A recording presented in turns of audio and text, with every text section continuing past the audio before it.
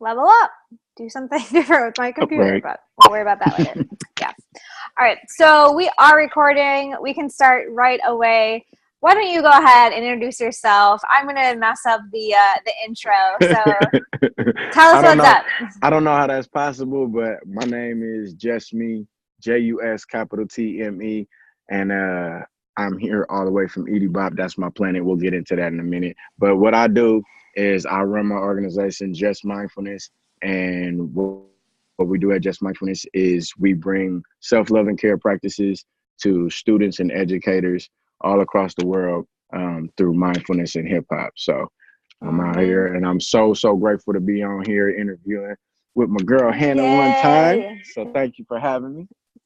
Yeah, so we are having a little technical difficulty.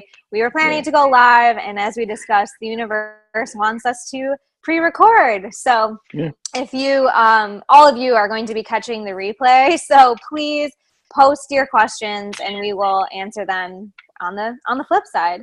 On the So fly. yeah, you gave us a little teaser here. What planet are you from? Like in the most respectful way, as Right, always. right. It's all love. So when I was in my teens, my late teens, I came up with this concept called Edie Bop. It's EEDEEBOP, and that's the planet that I say that I'm from. I'm really into like outer space, Star Wars, Star Trek, all that kind of stuff. And I have been since I was young. Reason why I came up with that concept is because I was noticing that people on Earth, we're always stressing out, always worrying about things that we don't have control over. And at an early age, I recognized that I was kind of drifting away from that, and I didn't really like the way that that felt. And so I felt like an alien. I felt like I didn't fit in with everybody else who was stressing and tripping out. So I made my own planet, and now I use that imaginative planetary concept as an acronym. And the acronym for Edie Bop is each and every day, exhaust every blessed opportunity possible. In other words, live life to the fullest with all the time and opportunities that you have. So I teach that to the little kids through the mindfulness and through the hip hop, and it's starting to take on. I'm developing a whole like I guess cohort of little Edie Bopians that that are about to hit the scene and just make this world a better place. Yes, such an inspiration. And you touched a little bit on the fact that growing up, you felt a little bit like, I'm not like everyone else. Hmm. That or when do you think you knew that you were a little different and wanted to, yeah, become what you were meant to be, I guess, in a big way? I honestly, like, I never saw me doing this particular line of work, like in the education system. I always wanted to do music for as long as I could remember. I've always been influenced by music. My mom was a singer.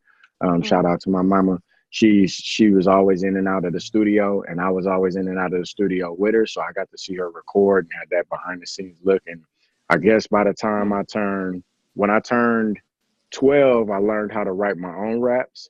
And then when I turned 16, I really was like, this is the life that I want to have for myself. So I got really into going to the studio. I caught that bug from my mom, and my producer, who's like slash uncle slash father figure, philosopher, all that wrapped in one. My boy Freddie White, he pretty much gave me my first opportunity at like recording myself, recording songs, and Wow. I've been on it ever since. I love that. Yeah, that Yeah, taste of what's possible at a young age is yeah, hell powerful. it is a Yeah. blessing. Yeah. So has it all just been blessings and father figures and people just showing you exactly how to do everything and rosy like I'm that? It's nah, not at all. It's been a lot of like me having to like figure stuff out. I almost didn't keep my dream of pursuing music as a career and having my music sustain me as my career. And the positive music, because I've always wanted to put positive music out. That's like when I was doing it for adults, it wasn't really catching on, right? Because it was like they want to hear what they want to hear, and if you ain't producing that, then you're not gonna get the full like buy-in. But people was liking my music, but at the time I just wasn't I wasn't mentally ready to do what I'm doing now. And then there was actually a point where I was about to I was about to like give up on that dream. I was thinking about going to the military. I was also having ideas of like going to be a truck driver. Not saying that either of those are not, you know, pursuable dreams, but they just weren't my dreams. Mm-hmm. So, you know, for fear of failure, and I was just gonna give up. But I had a 2 day drive all the way from Texas back to California after like a really tumultuous kind of a like relationship breakup situation that I had. And on that 2 day drive, it just came to mind and it was on repeat in my head that I got to get back to serving and I got to get back to serving the way that I serve, which is through my Mm, music and through like positivity. So once I set that mindset in motion for those 2 days, it was just like pushing the dominoes. Like I went back to my mom's house. I was 29 at the time, and sleeping on her couch. Didn't have no place to go. Didn't have a job, you know. And then all of a sudden, I landed a job down the street at a YMCA. And from that YMCA, mm, I met JG Larouchette, who is the founder of Mindful Life Project out in California in the Bay Area, which was bringing mindfulness into the schools. And they were through YMCA. I just happenstance at them. But because I set my mind on this past service, I feel like the yes. doors that I never saw opening for me just like flew open. And all I did was walk through them. It was like opportunity after opportunity. I just never said no. I was like, all right, I'll Mm, do that. I never worked in a school. I was like, it was like, you want to do an after school program with kids at a school? I was like, sure. What do I need to do to do that? And then we just did it. And then that turned into me making mindful hip hop for kids. The mindful hip hop turned into the kids buying into mindfulness. The mindfulness of buy-in turned into schools reaching out to me to get their kids to buy into yeah. implement mindful. And here we are. You know, I'm all the way out here in Wisconsin right now doing a 2 week artist in residence program on my own accord, on my own hours, at my own price, and life is lovely. You know what I'm Yes. saying? Yeah. Yes. Oh, that is so inspiring. And you know, there are so many pieces of that story that are being replicated in this group. And so, car ride, you made the decision that Mhm. you committed to what I call your mission or your Mhm. purpose, or like to be in service. And you figured it out from there, because when the universe hears us say, like, I am doing this, I am on purpose, I'm letting my light shine, the doors do open. And so I Mhm. just wanted to like emphasize that again. We've had a couple of other folks this week talking about similar stories, and like, this stuff is legit. Absolutely. Like, Like whatever you set your mind to, like it's possible. And when you yeah. set your mind to it, you can do it. There's nothing stopping you except you. And Mm, like honestly, I can't take all of the credit because I did have help along the way. It's very valuable to have mentors. Like I was saying, like my boy Freddie White, he's always been my mentor since I was, you know, a young, and I had him early on. And then I've also reached out to other organizations as and other organization founders as mentors. You know what I'm saying? There's an organization called Beats Rhyme Life, and I've been mentored by this guy by the name of Rob. And Rob is like the founder of this Beats Rhyme Life, which brings hip hop therapy into schools and wherever hip hop therapy can be accessed. So it's just you understand that you can't do everything by yourself, and it's not for you to do everything by yourself. Your thing is to really narrow your niche and take the advice of the mentors around you, so that, you know, as you're putting things in place and narrowing your niche, you know, your path is a little bit more clear, and you start to see avenues that you probably wouldn't have seen if you were just like with your tunnel vision. You know what I'm saying? So mm-hmm. it's really important.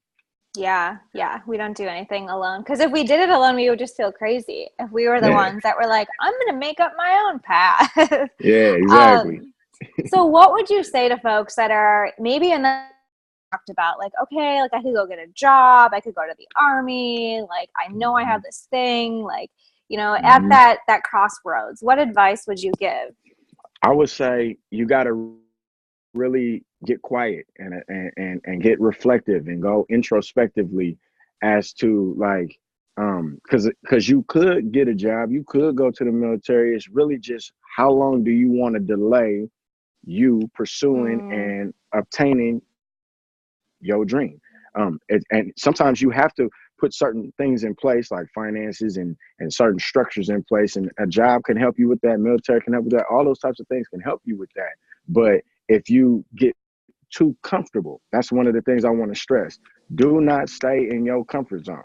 Do not get too comfortable being comfortable, because that's when the waters and the fires within inside you, they start to get stagnant and they start to extinguish, because you feel like you have this comfort, and that drive starts to die on you. And I almost fell victim to that.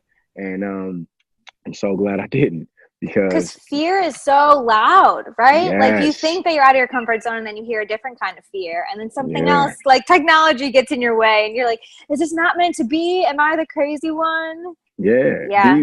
It's like it's at some point, because as a society, we've been trained and conditioned to think along the lines of good and bad emotions.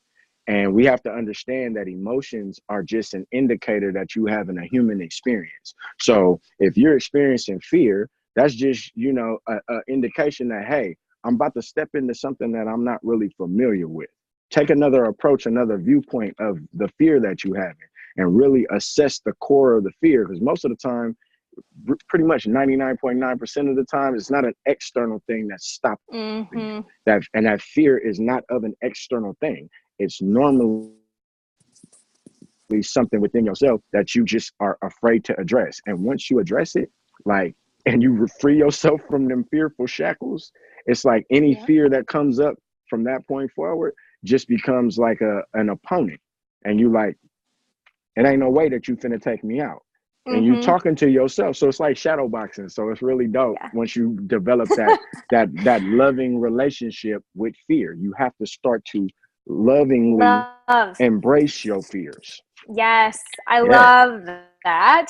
And you have way more street cred than I do. So you talk Ah, about it like like facing your opponent and like fighting it down with love. I talk about celebrating it. Like, yes, like I'm afraid. Like you're telling me I yeah. can't. This means I'm doing something different and new. And Exactly. You're doing yeah. something right. Like I tell the babies all the time, as long as your heart is beating and you breathing, Mm, you're doing something right in life, and your life is worth living and your dreams are worth obtaining. So no challenge that you come up against, even when you're telling yourself this challenge is too big for me, because I still have that, you know what I'm saying? Like, as I'm learning as I go, like, I don't know about all this business stuff. I'm learning as I go. But as I learn and go, it's like, you build a little bit more monuments of like confidence, more monuments of self-esteem, and then more esteem behind your dream. And then ooh, it just starts to manifest. You know what I'm saying? You put it in order. yes. Yes. And just coming back, I wanted to reiterate, like, how long are you willing to hold down that fire? And you Mm-hmm. can stay comfortable and you can do that. It's always going to be inside of you. And like you said, like the fact that you are alive, that you beat the statistics of being born means that you are worthy of whatever the heck you want. And Hey, you said spot on. society tries to tell us everything else, but Yeah, deep down, I think most of the people watching this know that that fire is real inside of it's them. real. Absolutely. And never ever, it's like, never ever, it's like being out. Look at it like this. I like to go camping and stuff, right? And if I'm out and I'm camping and I build a fire, right? I have this fire and it's warming me and it's keeping me like sustained out here in the wilderness. It's the same thing as being out, you know what I'm saying? Like being with your dream. Your dream is that inner fire, and it's sustaining you out here in this world that's telling you to conform. So the Mm. situation is this: if I'm out in the woods and I notice the temperature dropping in my environment, stuff is getting harsh around me, the last thing I'm gonna do is pour some water on my fire, because I'm gonna need this to sustain myself and to keep warm and to keep going. So the thing I want to like really emphasize and like encourage folks to remember going forward pursuing their dream is, don't let anything, especially yourself, extinguish your fire. Mm. You keep that fire stoked, you keep that fire hot. And even if you only got coals and ambers to work with, you blow on them coals and ambers until they rage again. Because Yeah. fires die, but you just got to keep them alive. Add another piece of wood, figure out another way to approach it, look at another way of maybe another avenue you never seen for your Mm-hmm. dream. because you got it. Yeah. What I love the visualization, and that's sort of your cup of tea. It's like create the mindfulness around what's happening. Do you have like an action step or something that we could start doing today or this week to fire our fuel or fuel our fire like you're talking about? Absolutely. So something that I have developed and been doing for, I would say, consistently for about a year and a half now is get in the mirror and talk to yourself and tell yourself good things, build yourself up. Because when all of your support system is not in place and or they're not actively available, it's very easy to go into that self-negative talk and that self-negative like loop that we get stuck in sometimes. So the thing is, if you practice in the mirror telling yourself good things about your dreams, about you, and self-love, really practicing self-love and cultivating self-love and compassion, it becomes a situation where it's like muscle memory. You develop a muscle memory for when the naysayers and the negative things come your way. It's like you've put a force field around yourself, you know, because you got the muscle memory, what you told yourself. You with you 24/7. You can't escape you. Wherever you go, there you are. So if you're telling yourself the good, confident things that you would want others to tell you, or what your support group would tell you, then you don't need a support group. It's just added bonus. It's like icing on the cake. You know what I'm saying? So I would say really practice self-love and compassion.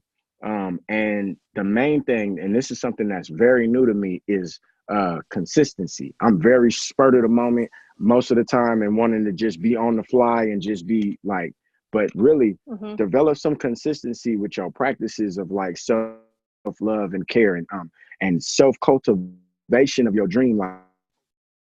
Like write things down, Yeah. back to those things on a consistent basis. You know what I'm saying? That consistency and that self-love and compassion piece, those two coupled, in my opinion, those are like two of the most life-changing things that I have implemented in my life. And in a short period of time, I've seen exponential like results from it. So yeah, just try it out. It might seem a little weird at first. Huge.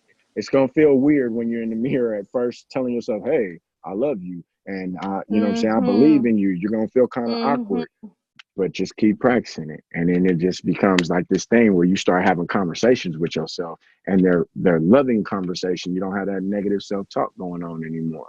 So that'll eliminate a bunch of the fear. Yes, yes. Exercise, though, it's something that I definitely have done, and I'm not consistent with it. Mm-hmm. So one way I keep myself consistent or force myself is to do, the vision boards and the positive quotes all over my room. So it's like, even if Mm-hmm. I'm not, consistently sitting down with myself, I'm remembering like, I am awesome. I am wealthy. I am ready for success. Yeah, That stuff yeah. is so powerful. And It's so important. It's super yeah. important. Oh, and one major thing, major thing, because when you're on the pursuit of your dreams and you're really on this pursuit of happiness, right? We try to eliminate feeling negative feelings, and we try to eradicate the negativity that comes up instead of embracing it and finding out the true root of what it is that's causing the negativity. So I would say another key factor in your self-love and compassion and in your consistency is to allow the full spectrum of emotions into your being, invite it in, embrace it, like you were saying, celebrate it when it pops up, and find another way of seeing it from a different perspective, right? And kind of like invite it in, and then let it be known that, hey, you're here for a season, you're here for a time, just like a house guest.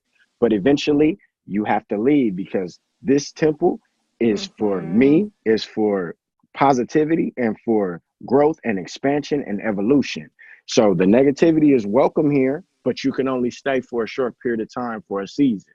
And the more you practice that, it becomes, you get to keep your humanity, because those negative feelings that you're feeling for a reason, and you're supposed to learn something from it. And if you just pushing it down, suppressing it, or pushing it to the side and looking at it like it's a hindrance to your growth, you actually slow your growth a little bit, and it's not necessary to do that. You know what I mean? Oh yeah. That's a roomy, like ancient text, you know? I love that reference for sure. Yeah, yeah. So something that I'm thinking about that I know you can speak to a lot.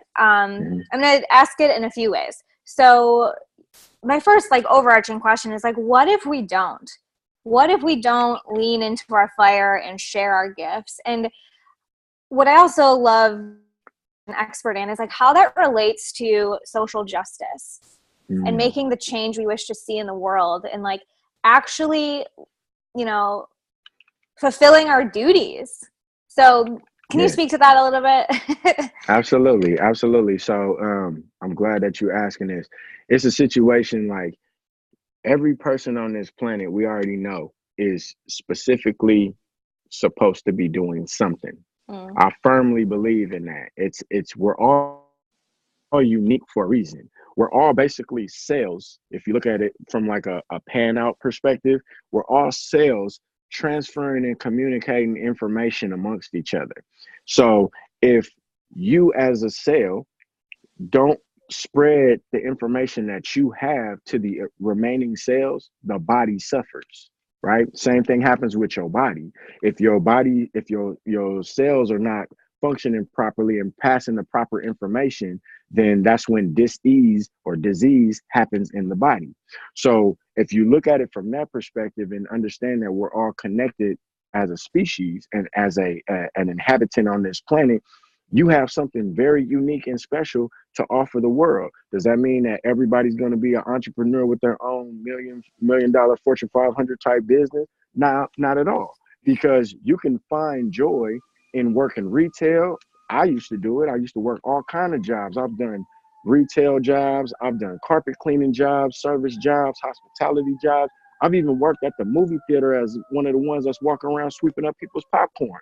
But everywhere that I went, I made it a point to be me and mm, give what I had to offer, which whether it was like boost the morale for the team, whether it was, just a little laugh or a smile or some goofiness, or see somebody down and just ask them how they doing and tell them it's going to be okay. Whatever I could provide, that was really me at work. The other stuff, collecting my check. I do my little task and then I get to my real work. I do my job and then I get to my life's work, which is mm, to do what it is that I'm here to do. So all it is just taking the time to figure out what it is that speaks to you, the thing that you would do for free. Figure out a way to make that your thing that makes your money, because that's the thing that you would do for free anyways. So why not get paid for it? yep. You know? And when you talk about adding that same concept to the social justice piece, um, I look at it like this, and this is just being straight up. I see a lot of folks, you know what I'm saying, they're either on one side complaining about, not having the resources, not having the ability to do things. And then on the other side, I see folks saying that they don't have the time because they're too busy. And maybe they have the resources and they want to keep the resources. Again, that's that comfort zone stuff. So it's a situation where we have to kind of get out of those two extreme mindsets and find some middle ground. Find a Mhm, way where, you know what I'm saying, I'm going to make the time to make the things that make my heart sing and make my life feel more fulfilled. I'm going to make the time to figure out a way to make that the means by which I get my resources. So I don't walk around with this lack mentality, or I don't mm, have resources and I can't do it. You know what I'm saying? So we don't want to operate from a position of lack. You want to always put yourself in a position of strength and power and understanding that you already wealthy. Your health is wealth. You know what I'm mhm, saying? You already rich. Your life, being alive, is a richness in itself. So on a social justice tip, both sides of the spectrum need to quit complaining and come together and find understanding so that we can make this world a better place and we can all mhm. sustain. Yeah, and we each have a part to play in that and sort of creating more Yeah. abundance for ourselves so we can give more abundance and that mindset you're talking about to others. Because Boom, boom. the longer we all walk around with not enoughness, the more we're going to have not enough. Yeah, and just on a real tip, Mm, like just to give folks a little bit of backing because it might sound like I'm on that woo woo type hype right now, right? Just to give you some understanding from a scientific standpoint, there is a part in your brain called the reticular activating system. Again, it's the reticular activating system. Look it up, check against my research and see what I'm talking about. Basically, that part in your brain is the filter for all of the bits of information that you gather from the world. Your mind, your brain is basically trying to make whatever it is that you keep affirming, it makes your reality that. It basically filters out anything that makes that reality false. So for example, if you're walking around and you're saying, man, I don't have this and things are hard and life is crazy and I just can't get it together, your reticular activating system is going to consciously pick out bits of information to confirm what you're saying. So just think about that. What you think actually creates your reality. Change your mind, you change your life. If you start saying, I got abundance, I got things coming my way, I'm wealthy, I'm healthy, happy, you start to see doors open for you and you start to see those things, those bits of information, and that's all happening in your brain. So go with it and go get it. Yes, as always, putting so much more eloquently than I can. So powerful, and it's not woo woo. Yes, you're a mindful hip hop artist, and I've taught like this is for real. So yeah, you guys start. I mean, you can do this right now as you're watching this. Be thinking thoughts about abundance. You know, check out And be yourself in the patient. mirror. Yeah, be patient. That's my hardest part is Me too. like I have a hard time being patient with myself. Like I got patience for everybody else and everything around me, but it's hard being patient with myself because I have that fire and that drive and I'm like, I want it now. I gotta have it now. I can get it now. And it's like, nah, everything in its proper season and its proper time. And you're gonna have everything that you're supposed to have when you're supposed to have it. So be Yeah, when you're patient, ready. do work. Exactly. Because you might think you're ready and really not be ready. You know what I'm saying? If I'd have had this opportunity to be doing what I'm doing right now when I was back in my 20s at the maturity level that I was at, because I'm now 30, about to be 34 this month. But if I was doing this back when I was like 22, 23, I wasn't ready for this. I saw, me pursuing music and being able to do this and spread positivity, but I never saw this avenue. And it wasn't until I was patient, with myself more and more. And I'm still working on that things really started to like come together. And That yeah, consistency piece is yeah. what's manifesting and coming to you now in this, Yeah. big way. I love it, you guys. Jess is so full of wisdom, and this is just Thank you, like, love. the iceberg of all that he can offer. So where can folks find out more and interact with you and what you're up to? If y'all would be so kind as to reach out to me on justmindfulness.com.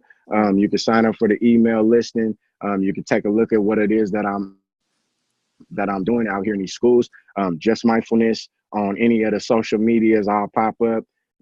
Check out my YouTube page, which is Just Mindfulness, and please like and subscribe, leave comments, do all that good stuff. Practice with me with some of the mindfulness and rock with me a little bit on the mindful hip hop. Let me know what you think. And I can't wait to see y'all there.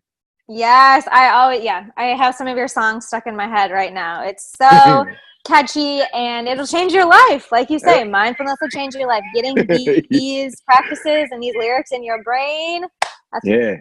real life. Let's get it. We out here together. Let's go get it, man. For real. Oh, ED Bop Bop, thank you so much for sharing your wisdom and time. And I have a feeling we'll get you back live very soon. All right? Absolutely. I can't wait to come back. Thank you for having me. And it's always big love to you, big hugs. ED Bop Bop. Wait. Thank you. For sure that.